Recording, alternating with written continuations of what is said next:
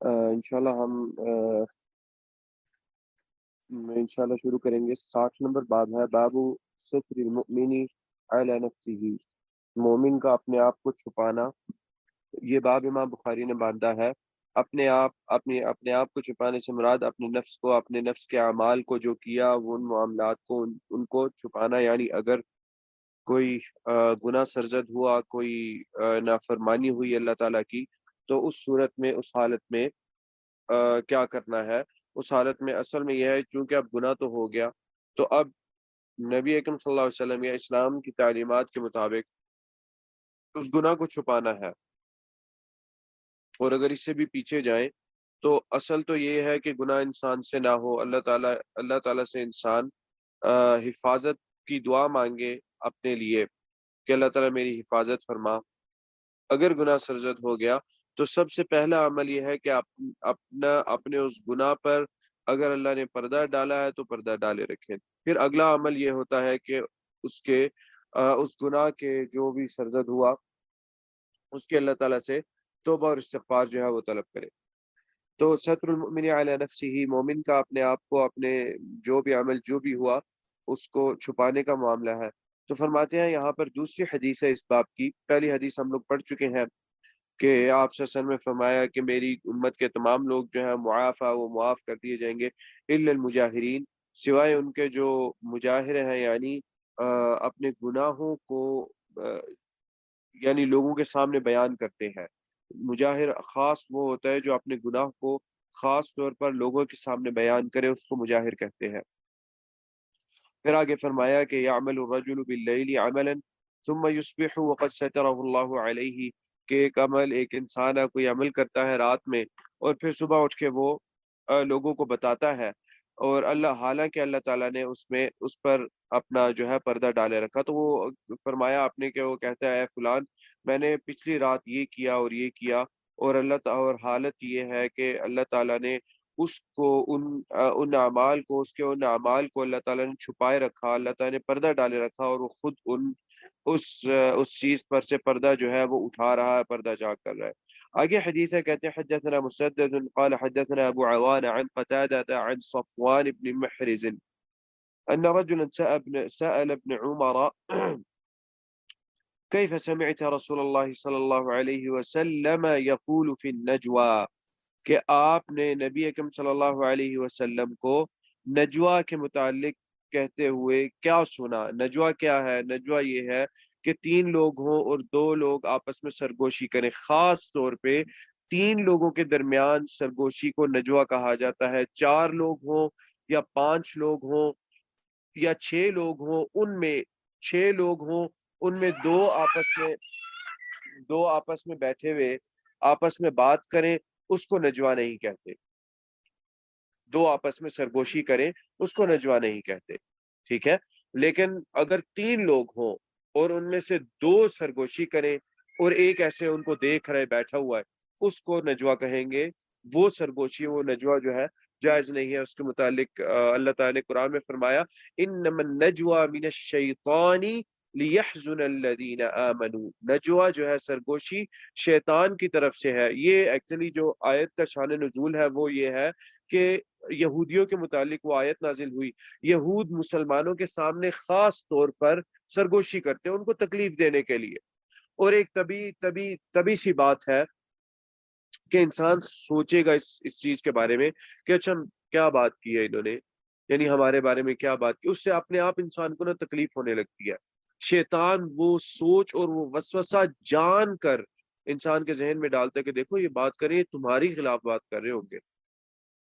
تو اللہ نے فرمایا کہ لیحزن الذین آمنوا، ان کا مقصد ہی ایمان والوں کو تکلیف دینا ہوتا تھا، اور وہ اللہ تعالیٰ نے فرمایا کہ وہ شیطان کی طرف سے ہوتی ہے، یعنی کفار کا عمل ہے۔ اور ویسے بھی شیطان کا عمل ہے، اگر کوئی مسلمان بھی کرے تو یہ ایسے ہے کہ جیسے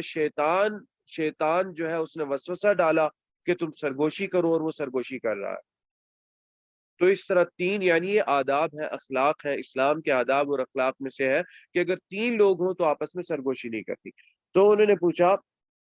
ابن عمر سأل ابن عمر كيف سمعت رسول اللہ صلی اللہ علیہ وسلم يقول في النجوى، ابن عمر نے پوچھا کہ آپ نے نبی اکرم صلی اللہ علیہ وسلم کو نجوا کے سرگوشی کے متعلق کہتے ہوئے کیا سنا؟ کہتے ہیں قال یدنو احدکم من ربہ، تم میں سے ایک اللہ تعالیٰ کے قریب ہوتا ہے، حتی یضع کنفہ علیہ، یہاں تک کہ اللہ تعالیٰ پردہ اس کے اوپر ڈالتے ہیں، اس کو چھپا لیتے ہیں۔ یہ کس چیز کے، کس وقت کے متعلق بات ہو رہی ہے؟ یہ قیامت کے روز کی بات ہو رہی ہے کہ قیامت کے روز اس طرح ہوگا، قیامت کے روز ایسا ایسا معاملہ ہوگا کہ اللہ تعالیٰ بندے کو اپنے قریب کریں گے، یہاں تک کہ اپنا پردہ یا ایک پردے کے اندر اللہ تعالیٰ اس کو اپنے ساتھ لے لیں گے۔ فَيَقُولُ، بس اللہ تعالیٰ کہیں گے عَمِلْتَ كَذَا وَكَذَا، تو نے یہ کیا اور یہ کیا۔ فَيَقُولُ نَعَمْ، تو وہ انسان اور وہ آدمی جو ہے وہ کہے گا ہاں جی بالکل، یہ عمل صادر ہوا میرے سے، یہ بات ہوئی مجھ سے، یا جو بھی عمل ہے، جو بھی جس طرح کی بھی چیز ہے، ہاں جی یہ ہو گیا یا اللہ میرے سے۔ وَيَقُولُ عَمِلْتَ كَذَا وَكَذَا، کہ تو نے یہ اور یہ کیا، یعنی پھر سے اللہ تعالیٰ دہرائیں گے، پھر سے اللہ تعالیٰ کہیں گے کہ تم نے یہ اور یہ عمل کیا۔ فَيَقُولُ نَعَمْ، تو وہ کہے گا ہاں جی یا اللہ میرے سے ہوا یہ عمل، یعنی اقرار کرے گا اس عمل کا، وہ جو بھی ہوا، جیسا بھی عمل تھا، جس طرح کا بھی تھا۔ اب یہاں پر آپ کو اس چیز کی فضیلت سمجھ آئے گی، یا وہ ایک لاجک سمجھ آئے گی کہ کیوں اپنے گناہوں پر پردہ اگر اللہ رکھے تو اس کو، پردے کو برقرار رکھنا کیوں اتنا ضروری ہے۔ ایک تو اس دنیا کے لیے، ویسے ہی اللہ تعالیٰ نے فرمایا کہ اللہ تعالیٰ ان کو معاف ہی نہیں کریں گے اس دنیا کے اندر بھی، یعنی ان کے گناہوں کو اللہ تعالیٰ معاف نہیں کریں گے، یعنی ضروری ہے ان پر سزا اللہ تعالیٰ کی، ایک کہہ لیجئے کہ سزا واجب ہو جاتی ہے ان پر اللہ تعالیٰ کی، کہ اس گناہ کے متعلق جو بھی ہے وہ سزا دیں گے۔ لیکن اگر چھپائے رکھا، چھپائے رکھے سے مراد یہ ہے کہ پھر انسان کا دل جو ہے وہ صاف بھی ہے، چونکہ وہ اسلام کی تعلیمات پر عمل کر رہا ہے، اور اس صاف ہونے کے ساتھ پھر اس کا مطلب یہ ہوگا کہ انسان اللہ تعالیٰ سے معافی بھی طلب کر لے گا۔ تو اللہ تعالیٰ قیامت کے روز، چونکہ اس نے اللہ تعالیٰ کے پردے کو برقرار رکھا، تو اللہ اس کا حساب کتاب پردے میں لیں گے۔ یہاں پر حساب کتاب ہو رہا ہے، اللہ اس کو قریب کریں گے۔ فَيَدْنُو، دنا یدنو، دنا کا مطلب قریب ہوا، یدنو اللہ قریب کریں گے اس کو، یہاں تک کہ اللہ اپنے پردے میں اس کو لیں گے، جو بھی پردہ ہوگا، کوئی کپڑا ہوگا، جیسا بھی ہے، جس طرح کا بھی ہے، اللہ تعالیٰ پھر اس سے اقرار کروائیں گے کہ یہ کیا، یہ کیا، یہ کیا، ٹھیک ہے۔ اور وہ اقرار اس حساب کتاب کے متعلق تو یہ بھی بات آتی ہے کہ جو کیا نام ہے، اللہ تعالیٰ لوگوں کے سامنے حساب کتاب پیش کریں گے، تو سورہ کہف کے اندر وہ آتی ہے، وہ آیت آتی ہے، اس کا تذکرہ ہے، اللہ تعالیٰ فرماتے ہیں کہ وہ لوگ کہیں گے ما لهذا الكتاب لا يغادر صغيرة ولا كبيرة، یا اللہ یہ کیسی کتاب ہے، یعنی یہ کیسا نام اعمال ہے، اس میں کسی بھی چیز کو پیچھے نہیں چھوڑا گیا، کوئی کوتاہی نہیں ہے، چھوٹی اور بڑی ہر چیز لکھ دی گئی ہے، ایسی بھی چیز جس کی شاید کوئی قدر و قیمت نہ ہو وہ بھی لکھ دی گئی ہے۔ تو یہ کیسی کتاب ہے؟ تو یعنی ایسی کتاب کے متعلق اللہ تعالیٰ حساب کتاب لیں گے، اور وہ حساب کتاب اللہ تعالیٰ پردے میں لیں گے۔ پھر آگے فرماتے ہیں ثم یقول، جب وہ اللہ تعالیٰ اس سے دو بار پوچھیں گے کہ تو نے یہ کہا، یہ کہا، حدیث کے اندر جس طرح آتا ہے دو بار اللہ تعالیٰ تو نہیں پوچھیں گے، ویسے یہاں پر عملت کذا وکذا، عملت کذا وکذا، یعنی جو جو اس نے کیا ہوگا اللہ تعالیٰ اقرار کروائیں گے اس سے۔ ثم یقول، پھر اللہ تعالیٰ فرمائیں گے انی سترت علیک فی الدنیا، میں نے تجھے دنیا میں پردے میں رکھا، تجھ پر پردہ اپنا رکھا اس دنیا کے اندر، فَأَنَا أَغْفِرُهَا لَكَ الْيَوْمِ، تو آج کے روز میں تجھے معاف کرتا ہوں۔ اب اس پردے کی، جو پردہ اللہ نے قیامت کے روز رکھا، جو پردہ انسان نے اللہ کا ڈالا ہوا اس دنیا پر، اس کو چاک نہیں کیا، جو اس دنیا پر انسان سے کوتاہیاں ہوئی، اللہ نے پردہ رکھا، اس پردے کو انسان نے اٹھایا نہیں اپنے گناہوں سے، تو پہلی فضیلت تو یہ ہوگی کہ اللہ تعالی حساب کتاب لیں گے تو پردے میں ہی لیں گے۔ اس سے ایک اور بات، یعنی اس سے ایک اور مفہوم سمجھ آتی ہے، وہ یہ سمجھ آتی ہے کہ جب اللہ حساب کتاب یہاں پہ پردے کا ذکر کر رہے ہیں چپ کے، اس کا مطلب جس کا حساب کتاب کھلے عام ہوگا، اس چونکہ لوگوں کا ادراک ہوگا، یعنی لوگ سوچنا سمجھنا اس وقت لوگوں کا بحال ہو جائے گا، اس لیے حساب کتاب ہو رہا ہوگا۔ تو جس کا حساب کتاب ویسے ہوگا اس کا مطلب ساری دنیا اس کو دیکھے گی، پھر اچھا جی دنیا کے اندر پھر یہ بات ہوگی کہ اچھا جی دنیا کے اندر یہ تو بڑا نیک تھا، تو یہ تو ایسے ایسے بات ہے، ایسی ایسی چیز ہے، وہاں پر بھی پھر انسان کو اپنی عزت کا احساس ہوگا کہ میری تو عزت جا رہی ہے، میرے متعلق تو لوگوں کو پتہ چل رہا ہے۔ اور اسی چیز کو اللہ تعالیٰ نے اس دنیا میں انسان کے لیے جب برقرار رکھا تو اللہ تعالیٰ قیامت کے دن بھی برقرار رکھیں گے۔ جس کے لیے برقرار رکھا اور جس نے اپنے لیے اس چیز کو اختیار کیا کہ اللہ نے پردہ نہیں اٹھایا تو میں کیوں پردہ اٹھاؤں، قیامت کے دن بھی اللہ تعالیٰ اس چیز کا اسی طرح کا اور اسی چیز کا اختیار اللہ تعالیٰ اس کے لیے کرے گے، اس پر پردہ رکھیں گے اللہ تعالیٰ۔ اور وہی بات ہے کہ جن کے اعمال سب کے سامنے آئیں گے وہ لوگ پھر شرمائیں گے، اپنا منہ چھپاتے پھریں گے، لوگ ان کو کہیں گے کہ اچھا تم تو دنیا میں ایسے ایسے تھے، ہمارے سامنے تو ایسے ایسے تھے، اور ایسے ایسے بھی معاملہ تھا، پھر وہ لوگ اپنا منہ چھپائیں گے،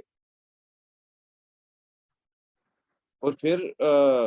وہ لوگ یہ بھی بات ہوگی کہ دائیں ہاتھ میں نامہ اعمال دیا جائے گا، کچھ لوگوں کو بائیں ہاتھ میں نامہ اعمال دیا جائے گا۔ یہ بھی ایک عزت اور بے عزتی والی بات ہوگی کہ جس کو بائیں ہاتھ میں مل گیا وہ بھی چھپاتا پھرے گا، اپنا ہاتھ پیچھے کر کے رکھے گا، اور جس کو دائیں ہاتھ میں ملا وہ سب کو دکھاتا پھرے گا کہ بھئی دیکھو مجھے دائیں ہاتھ میں میرا نامہ اعمال مل گیا۔ تو یہ بھی ایک اعزاز والی بات ہوگی، اللہ تعالیٰ اس شخص کو ایک عزت اور احترام بخشیں گے کہ جی دائیں ہاتھ میں اس کو اپنا نام ہے۔ ایسی بات نہیں ہے کہ اس کو گناہ نہیں ہوں گے، لیکن اس طرح کے آداب جو اسلام نے سکھائے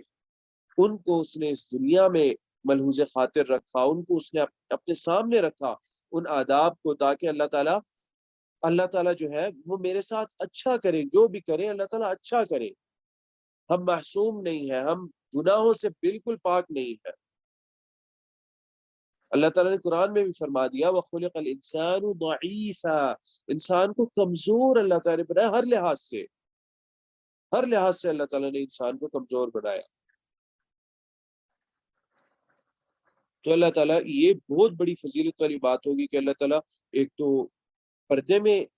حساب کتاب لیں گے، اس کا مطلب جس کا پردے میں حساب کتاب نہیں ہوگا تو جو دنیا کے اندر ایک انسان کی اس طرح کا راز فاش ہونے سے انسان جس چیز کو فیس کرتا ہے اور جس چیز کو برداشت کرتا ہے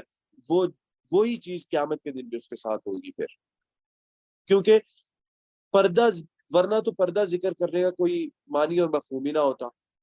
اللہ تعالیٰ پردہ کیوں ذکر کر رہے ہیں پھر؟ اس کا مطلب یہ ہے کہ اگر پردے کا ذکر ہو رہا ہے تو اس کا مطلب یہ ہے کہ جس کا پردہ نہیں ہوگا اس کے سامنے سارے لوگ سنیں گے، اور اگر اب برا ہوا تو لوگ جو ہے اس کے متعلق بات کریں گے اور اس کو اپنی بے عزتی محسوس ہوگی۔ تو اللہ تعالیٰ نے اگلی بشارت دی فَأَنَا أَغْفِرُهَا لَكَ الْيَوْمَ، کہ میں تجھے آج کے روز اللہ تعالیٰ میں تجھے معاف کرتا ہوں۔ کچھ احادیث کے اندر اس طرح بھی آتا ہے کہ انسان جو حساب کتاب کے متعلق احادیث ہے، انسان تو ڈر جائے گا کہ اللہ تعالیٰ اب یہ سارا کچھ پوچھ لیا، اب آج تو میں بچتا نہیں، لیکن اس انسان کے اس طرح کے چھوٹے چھوٹے اعمال ہوں گے ان کی وجہ سے اللہ تعالیٰ معاف کر دیں گے، اللہ تعالیٰ بخشش کر دیں گے انسان کی۔ آگے باب ہے، بہت اہم ہے یہ باب، اور وہی ہے اسلام کے ایک اور آداب میں سے، شریعت کے آداب میں سے ایک یہ چیز ہے باب الکبر۔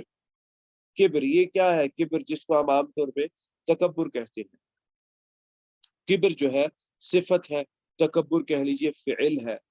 کوئی کسی کے اندر یہ صفت ہو اور وہ اس صفت کو رکھتے ہوئے اندر اس طرح کے اعمال کرے، اس صفت جیسے اعمال کرے، تو وہ شخص کیا ہے؟ تکبر کر رہا ہے۔ تکبر یعنی فعل ہوگا اور کبر جو ہے وہ صفت ہے۔ وقال مجاہد، امام بخاری رحمہ اللہ نے اب امام مجاہد کی ایک تفسیر آیت کے متعلق بیان کی جس کا تعلق تکبر سے ہے۔ ثانی عطفہ، یہ سورہ حج کی آیت ہے، ثانی عطفہ لیضل عن سبیل اللہ۔ ثانی عطفہ کا جو تفسیر امام مجاہد رحمہ اللہ نے، یہ حضرت عبداللہ بن عباس کے اسٹوڈنٹ تھے امام مجاہد رحمہ اللہ، اور بہت بڑے مفسر ہیں، بہت بڑے پختہ قسم کے اور بڑے کیا نام ہے جن کو کہتے ہیں نا کہ مدلل ہر بات کرنا، اس طرح کے یہ مفسر ہے امام مجاہد رحمہ اللہ، فرماتے ہیں مستکبر فی نفسہ ثانی عطفہ کا مطلب کیا ہے کہ وہ مستکبر یعنی تکبر ہے اس کے نفس کے اندر، اس کے نفس کے اندر تکبر ہے، لیضل عن سبیل اللہ تاکہ وہ اللہ کے راہ سے گمراہ کرے لوگوں کو، جو اللہ کا سیدھا راستہ ہے اس سے لوگوں کو گمراہ کرے، یعنی جو شخص گمراہ کرتا ہے اس کے دل میں تکبر ہوتا ہے، اس وجہ سے وہ اللہ کی راہ سے گمراہ کر رہا ہے۔ اب اس میں تکبر کی انشاءاللہ تعریف اور مفہوم کیا ہے اس سے سمجھ آئے گی کہ یہ آیت اب ثانیہ عطفہ، ثانیہ جو ہے نا یہ ثانیہ ثنا یثنی سے ہے اور اس کا مطلب ہے پاؤں رکھنا، کسی کے اوپر پاؤں رکھ دینا۔ عطفہ کا جو کچھ اہل لغت ہے انہوں نے تفسیر کی ہے گردن، ٹھیک ہے، اور یہاں پر بھی امام مجاہد رحمہ اللہ نے بھی کہا ہے، فرماتے ہیں عطفہ رقبتہ یعنی اس کی گردن۔ اس کا مطلب کیا ہے، یعنی کس طرح تکبر کا مفہوم سمجھ آ رہا ہے اس سے، اس طرح سمجھ آ رہا ہے کہ جو اللہ نے الفاظ استعمال کیے وہ یہ کہتے ہیں کہ اپنا پاؤں اس کی گردن پہ رکھے ہوئے ہے، اور کون شخص اس طرح کا عمل کرتا ہے، جو بڑا ہی متکبر قسم کا شخص ہوتا ہے،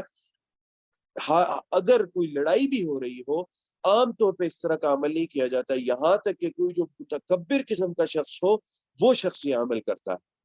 کسی کی تذلیل کرنی ہو، کسی کو ذلیل کرنا ہو تب یہ عمل کیا جاتا ہے، اگر لڑائی بھی ہو رہی ہو اس کے اندر بھی، ورنہ عام طور پر اس چیز کو اگر لڑائی کے مفہوم میں بات کی جائے تو عام طور پر اس چیز کو بڑی جو جنگجو آدمی ہے اس کو اپنی بے عزتی سمجھتا ہے کہ کوئی شخص گرا ہوا ہو اور میں کھڑا ہوا اس کے اوپر وار کر رہا ہوں، اس کو کہتے ہیں کہ بھائی کھڑے ہو جاؤ، میں گرے ہوئے شخص سے نہیں لڑتا، میں بہادر جنگجو ہوں تو میں کھڑے ہوئے آدمی سے لڑتا ہوں جو مجھ پر ایسا ہی وار کر سکے جیسا میں اس پر وار کر سکتا ہوں، یعنی پورا مقابلہ دے سکے۔ تو اس طرح کا یعنی یہ آپس میں ایک کہہ لیجئے کہ جنگجو لوگوں کے درمیان کچھ آداب سمجھ لیجئے، وہ کہتے ہیں اس طرح کی چیز کو، تو جس کی ذلیل کرنا، اور یہ اسی سے ایک واقعہ میرے ذہن میں آ رہا ہے، جیسا کہ غزوہ بدر کے اندر معروف ہے ابو جہل جو تھا وہ مر گیا تھا، ابو جہل غزوہ بدر میں مارا گیا تھا، معاذ اور معوذ جو تھے دو بھائی تھے انہوں نے زخمی کیا، اس کے بعد پھر نبی اکرم صلی اللہ علیہ وسلم نے لوگوں کو کچھ صحابہ کو بھیجا کہ اچھا دیکھ کے آئے، عدد دیکھ کے آئے کتنے لوگ ہیں، کون کون مرا ہے، کس کس طرح کر کے ہے۔ تو حضرت عبداللہ بن عباس رضی اللہ تعالی عنہ فرماتے ہیں کہ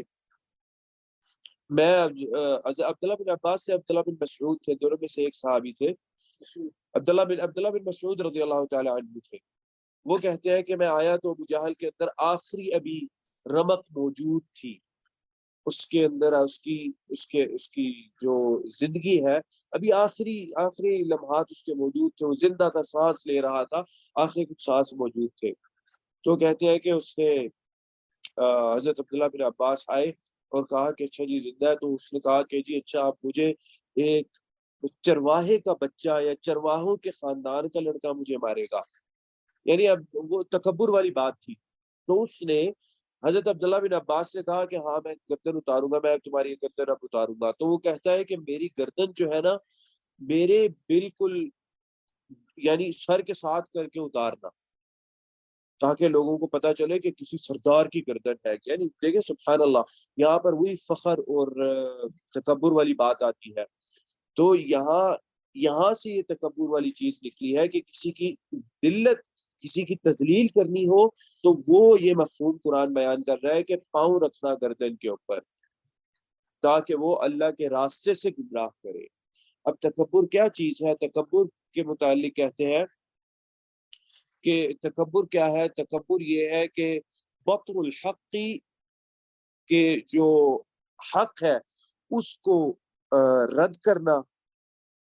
یعنی اس کو سمجھتے ہوئے، جانتے ہوئے کہ یہ بات حق ہے، یہ بات سچی ہے، اس بات کو رد کر دینا، وغمط الناس، اور لوگوں کو نیچے دکھانا، اپنے سے لوگوں کو نیچا دکھانا، یہ ہے تکبر۔ اور امام غزالی رحمہ اللہ نے فرمایا کہ اگر تکبر کے افعال اور تکبر انسان کے اعضاء اور انسان کے جوارح سے، جو حواس خمسہ ہے ان سے صادر ہو تکبر، اگر ان سے یہ فعل صادر ہو تو اس کو تکبر کہا جائے گا، اور اگر یہ والا فعل، یہ والے احساسات انسان کے نفس اور دل کے اندر ہو تو ہم یہ کہیں گے کہ انسان میں کبر ہے،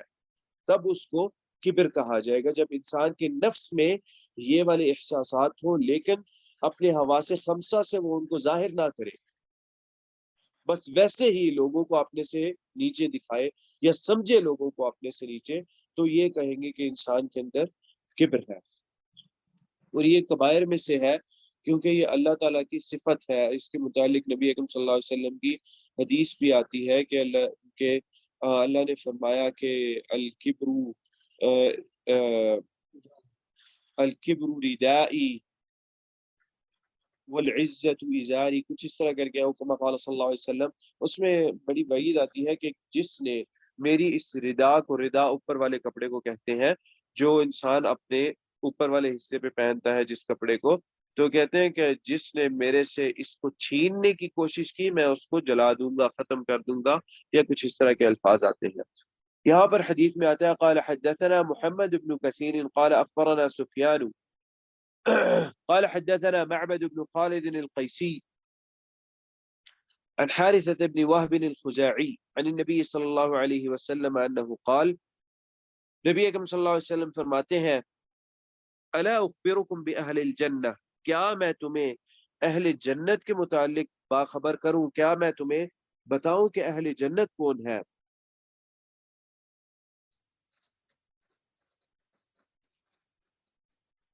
نبی اکرم صلی اللہ علیہ وسلم عام طور پر اس طرح کا سوال اس لیے کیا کرتے تھے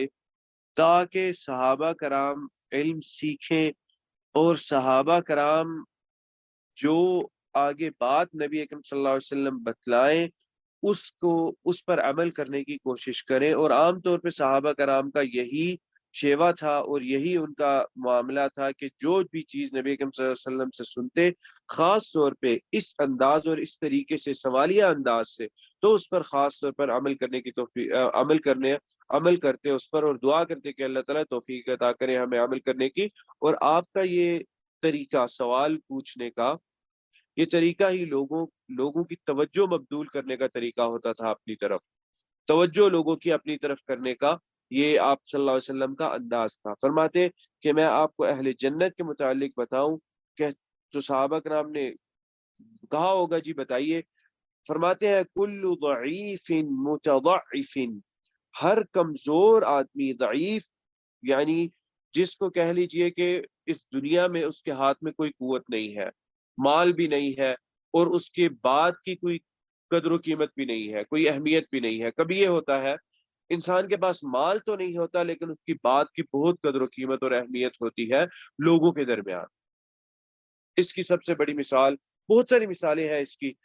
ایک بڑی کہہ لیجیے عام فہم مثال سی ہے، اور وہ یہ ہے کہ امام احمد رحمہ اللہ کے بارے میں آتا ہے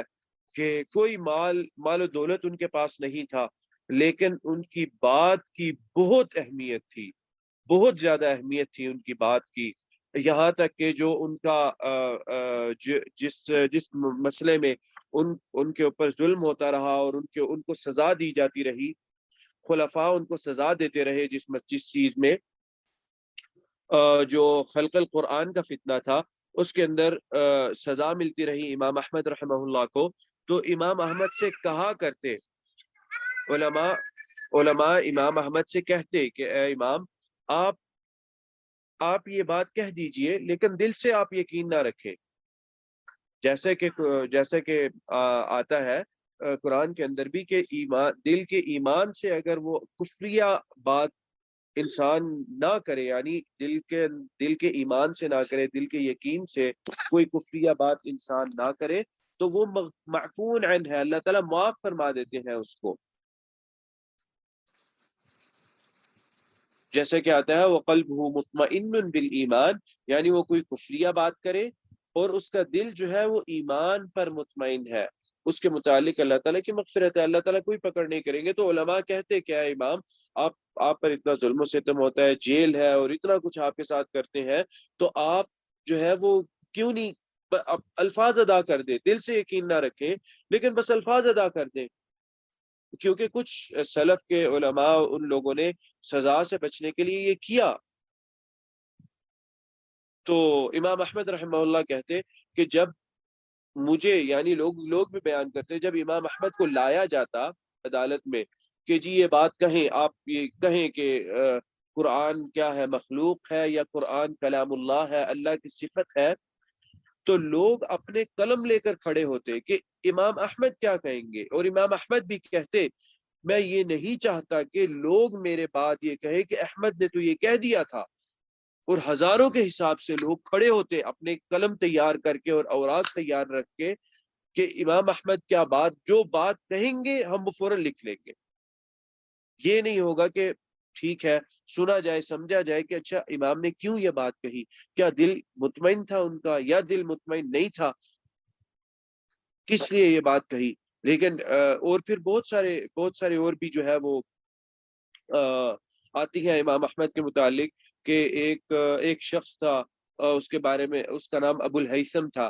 تو کہتے ہیں کہ ابو الہیثم، امام احمد رحمہ اللہ اپنی بات کی زندگی میں ہمیشہ یہ کہتے رحم اللہ ابو الہیثم، غفر اللہ لی ابی الہیثم، اس طرح کے الفاظ نا، اللہ تعالیٰ ابو الہیثم جو ہے اللہ تعالیٰ اس پر اپنی رحمت فرمائے، اللہ تعالیٰ ابو الہیثم کو معاف فرمائے، اور اس طرح کے الفاظ ادا کرتے۔ تو ایک دفعہ ان کے بیٹے نے پوچھا کہ اے والد صاحب ابو الہیثم کون ہے، تو انہوں نے بتایا کہ جب میں جیل میں تھا ایک شخص تھا، مجھے جب کوڑے مارنے کے لیے لے جایا گیا، امام احمد کو سزا ملا کرتی تھی اس بات کی کہ وہ یہ کہتے تھے کہ قرآن اللہ تعالیٰ کا کلام ہے، قرآن مخلوق نہیں ہے، کلام ہے اللہ تعالیٰ کا۔ یعنی وہ جو اہل بدعت تھے وہ اللہ تعالیٰ کی کلام کی صفت کو باطل کرنا چاہتے تھے، یعنی اس کو ختم کرنا چاہتے تھے۔ وہ یہ کہتے تھے کہ نہیں، کلام اللہ کی صفت نہیں ہے۔ اس بات کو وہ ثابت کرنے کے لیے وہ پھر یہ کہتے تھے کہ جی قرآن بھی اللہ کا کلام نہیں ہے، بس اللہ نے پیدا کر دیا، قرآن پیدا کر دیا اور وہ بس نکل آیا۔ اور بہت ساری نا بڑی عجیب و غریب باتیں کرتے ہیں کہ جی قرآن اللہ نے ہوا میں پیدا کیا اور اس کو سن لیا جبرائیل علیہ السلام نے اور پھر آگے بتا دی، اس طرح کی عجیب و غریب قسم کی باتیں کرتے ہیں۔ تو یعنی یہ بات ہے کہ وہ ان کے لیے، ان کے پاس حقیقتاً کوئی دلیل نہیں ہوتی کہ یہ بات ثابت کرنے کے لیے کہ قرآن اللہ کا کلام ہے یا مخلوق ہے، یہ بات ثابت کرنے کے لیے کوئی ان کے پاس دلیل نہیں ہے۔ تو امام احمد ہمیشہ کہتے کہ نہیں، تو اس بندے نے امام احمد کو پیچھے کھینچا، جب ان کو لے جایا جانے لگا، جیل میں تھے، ان کو آیا بندہ، سپاہی آیا لینے، تو اس بندے نے پیچھے کھینچا۔ کہتے ہیں کہ تم امام احمد بن حنبل ہو؟ کہتے ہیں ہاں جی میں احمد بن حنبل ہوں۔ کہتے ہیں کہ میں ابو الہیثم ہوں، اور میں کون ہوں؟ اس نے بتایا اپنا کہ میں جو ہے میں چور ہوں، بہت بڑا ڈاکو ہوں، میں راستہ کاٹنے والا شخص ہوں۔ اور پھر وہ کہتا ہے کہ مکتوب فی دیوان امیر المؤمنین، امیر مومنین، امیر المؤمنین کے دیوان میں، ان کی کتاب میں یہ بات لکھی جا چکی ہے کہ مجھے 18,000 یا 20,000 اس کا آتا ہے کہ کوڑے مارنے ہیں۔ تو کہتا ہے کہ میں نے شیطان کی راہ میں ان کوڑوں پر صبر کیا، تو میں آپ کو وصیت کرتا ہوں کہ آپ اللہ کی راہ پر جو آپ کو کوڑے مارے جاتے ہیں اس پر صبر کریں۔ امام احمد کہتے ہیں مجھے اس کی اس بات سے اتنی تقویت ملی کہ ایک بندہ، یعنی وہ یہ بات کہہ رہا ہے کہ میں شیطان کی راہ پر میں نے صبر کیا اتنے کوڑوں پر، اتنے کوڑوں پر، تو میں اللہ کی راہ پر کیوں نہ صبر کروں۔ مقصود یہ ہے، یہ واقعہ بتانے کا جو وجہ یہ ہے وہ یہ ہے کہ امام احمد رحمہ اللہ کو بہت سارے خلفاء نے اور بہت عمراء نے دینے کی کوشش کی پیسے، کہ جی آپ لے پیسے، ہماری طرف سے آپ کے لیے ہدیہ ہے۔ جب بھی آتا یا تو امام احمد جو ہے وہ واپس بھیج دیتے، یا امام احمد ان کا صدقہ کر دیتے، اپنے پاس ہی نہ رکھتے۔ اس طرح کی ایک واقعہ اس طرح کا آتا ہے کہ خلیفہ نے، بعد میں خلیفہ کو مسئلہ سمجھایا گیا، ان کو سمجھ آ گیا تو انہوں نے معافی مانگی اور امام احمد کو جو ہے آزاد کر دیا، اور پھر بڑا عزت اور تکریم امام احمد کی، اور پھر امام احمد کو ہدیہ بھیجا کرتا تھا۔ امام احمد ہمیشہ جو ہے ہدیہ واپس کرتے تھے۔ تو لوگوں نے جو ان کے بھائی تھے انہوں نے یہ بات کہی کہ اتنے سخت حالات ہیں، اتنے شدید حالات ہیں، ہمارے پاس کھانے کو نہیں ہوتا، تو آپ قبول کیوں نہیں کرتے اس کو؟ امام احمد قبول نہیں کرتے تھے، لیکن فقیر ہونے کے ساتھ امام احمد کی بات کی اتنی اہمیت تھی کہ کوئی بھی بات زبان سے نکلتی، لوگ اپنے قلم تیار کر کے رکھتے کہ احمد بن حنبل نے یہ بات کہی ہے، فلانا مسئلے کے اندر احمد بن حنبل رحمہ اللہ کی یہ رائے ہے اور یہ بات ہے۔ تو یہ ہے وہ شخص، اہل الجنہ کون ہے؟ کل ضعیف، ہر کمزور شخص جس کا حامی و ناصر اللہ تعالیٰ ہو، او متضعف، یا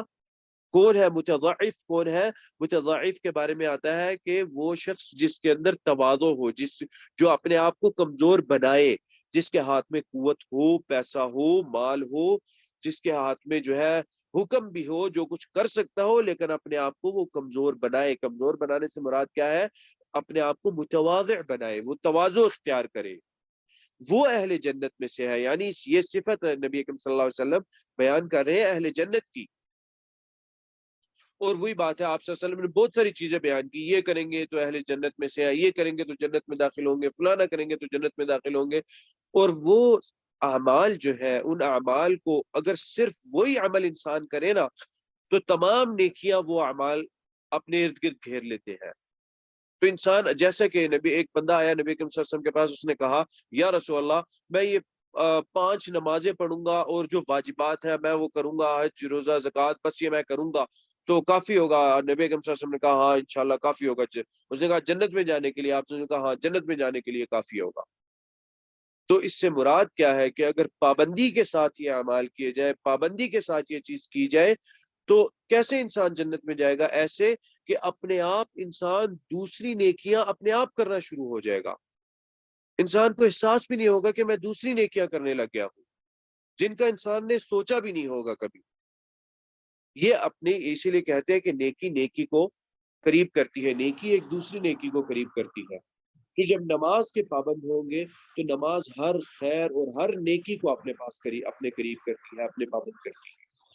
اسی طرح متواضع انسان تواضع جب اختیار کرتا ہے نا، تو بہت ساری نیکیوں کو اپنے لیے اختیار کر لیتا ہے اپنے آپ۔ صرف انسان کا اس صفت کو اختیار کرنا نا، بہت ساری نیکیوں کو اپنے لیے اپنے آپ اختیار کر لینا ہے۔ اس لیے نبی اکرم صلی اللہ علیہ وسلم نے یہ بات کہی، ایسے نہیں ہے کہ بس کوئی تواضع اختیار کر لے اور ویسی جنت میں چلے جائے، نہیں۔ تواضع اور باقی نیک اعمال ایک طرح سے کہہ لیں کہ لازم و ملزوم ہے۔ انسان جب تواضع اختیار کرتا ہے تو وہ نیک اعمال اپنے آپ اس کے دائرے کے اندر آتے ہیں۔ اگر وہ والے نیک اعمال نہیں کرے گا تو انسان تواضع کے اندر ہی نہیں آ رہا۔ اور جب تواضع کی انسان ارادہ کر لے گا اختیار کرنے کا، پختہ ارادہ کر لے گا، تو اپنے آپ وہ نیکیاں انسان کرے گا۔ تو اس طرح انسان اہل جنت میں سے بن جائے گا۔ آگے کہتے ہیں کہ لو اقسم علی اللہ، اگر وہ قسم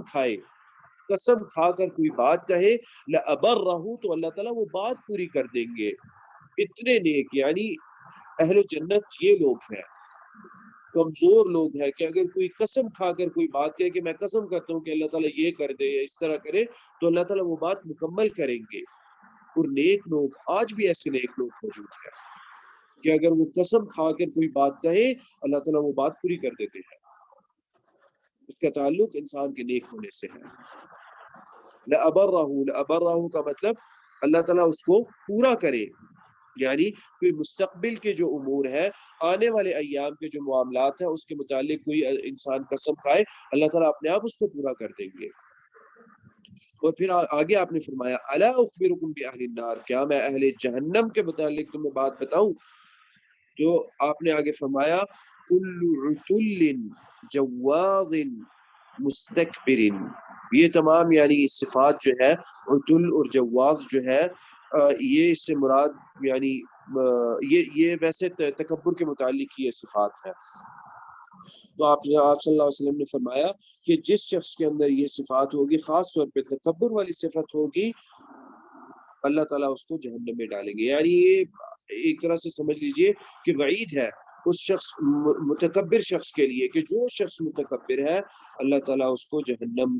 میں ڈالیں گے، یعنی جہنم کا عذاب اس کے لیے ہے۔ وہ بات الگ ہے اگر وہ مسلمان ہے اللہ تعالیٰ شاید اس کو معاف کر دے بعد میں، لیکن جہنم میں اس کا ٹھکانہ ضرور ہوگا۔ کیوں؟ کیونکہ اس شخص نے تکبر جو ہے وہ کیا ہے۔ تکبر اس شخص کے دل کے اندر یا اس شخص کے نفس کے اندر یا اس کے جوارح اور اس کے جو حواس خمسہ ہے اس سے تکبر کا احساس ہوتا ہے یا تکبر ظاہر ہوتا ہے، تو وہ شخص کے متعلق نبی اکرم صلی اللہ علیہ وسلم نے کہا کہ وہ شخص اہل جہنم میں سے ہوگا۔ اور وہ جس عمل کے متعلق نبی اکرم صلی اللہ علیہ وسلم نے کوئی ایسی وعید بتا دی ہو وہ عمل اپنے آپ کبائر کے اندر آ جاتا ہے، کبیرہ گناہوں کے اندر ہوتا ہے۔